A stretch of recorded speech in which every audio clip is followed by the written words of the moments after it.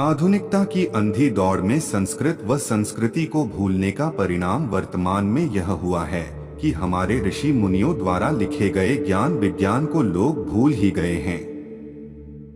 जिस विमान का आविष्कार 1903 में किया गया था, उससे कहीं अधिक आधुनिक विमानों का आविष्कार हजारों वर्ष पहले हमारे ऋषि मुनियों ने कर दिया था। इसी से अनुमान लगाया जा सकता है कि हमारा भारत देश कितना महान है। भारद्वाज ऋषि द्वारा लिखे गए विमान शास्त्र में विमानों को चलाने की ही नहीं बल्कि उन्हें बनाने की भी विधि दी गई है। ऐसे ही एक बहुत ही आधुनिक और लोकप्रिय विमान के बारे में हम आज इस प्रस्तुति में चर्चा करेंगे। कृपया वीडियो को अंत तक देखें व चैनल को सब्सक्राइब अवश्य करें। अधिक समय न लेते हुए प्रस्तुति आरंभ करते हैं।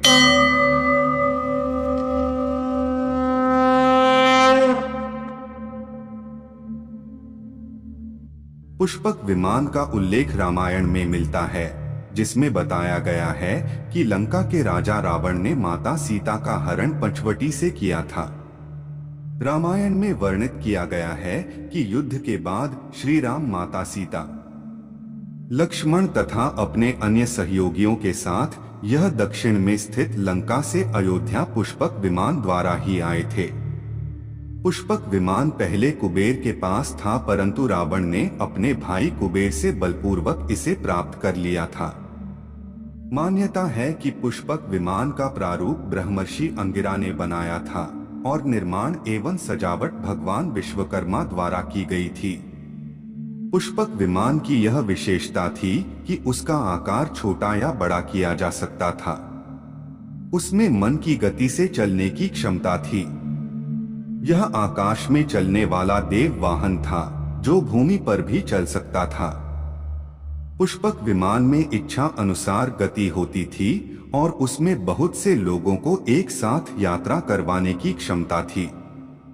यह विमान आकाश में स्वामी की इच्छा अनुसार भ्रमण करता था। कुबेर इसे देवों को प्रसन्न होकर यात्रा की सुगमता के लिए देते थे। रावण ने कुबेर से यह विमान बलपूर्वक छीन लिया था। श्री राम ने रावण के संहार के बाद पुष्पक विमान को प्राप्त किया और कुबेर को लौटा दिया। इसी विमान से श्री राम लंका से अयोध्या लौटे थे। संस्कृत के प्राचीन साहित्यों में विश्वकर्मा के द्वारा निर्मित अनेक विमानों का वर्णन मिलता है।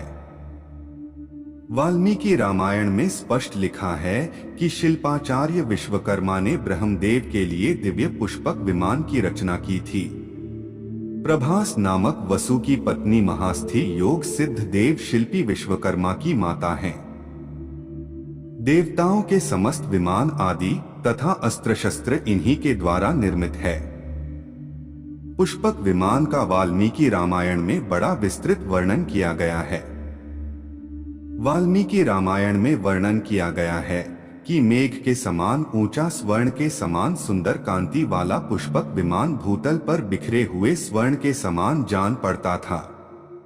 अनेकानेक रत्नों से जड़ित भांति भांति के वृक्षों के फूलों से आच्छादित तथा पुष्पों के पराग से भरे हुए पर्वत शिखर के समान वह शोभा पाता था। वे विधुन मालाओं से पूजित मेघ के समान रमणीय रत्नों से चमकता हुआ दिखाई देता था। वह श्रेष्ठ हंसों द्वारा आकाश में उड़ते हुए दिखता था। बहुत ही सुंदर ढंग से उसका निर्माण किया गया था, जो अति शोभा संपन्न दिखता था।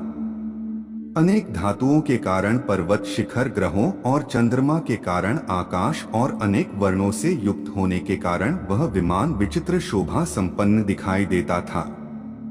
उस विमान की आधार भूमि सोने के द्वारा निर्मित थी। उस विमान में श्वेत भवन बने हुए थे। उसे विचित्र वन और अद्भुत सरोवरों से चित्रित किया गया था। वह पुष्पक रत्नों की शोभा से प्रकाशमान था और वह मन की गति से हर जगह भ्रमण कर सकता था। वाल्मीकि रामायण के अनुसार पुष्पक विमान मोर जैसी आकृति का दिखता था, जो अग्नि वायु की समन्वय ऊर्जा से चलता था।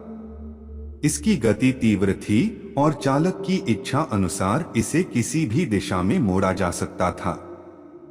यह सभी ऋतु में आरामदायक यानी वातावरण के अनुकूल था।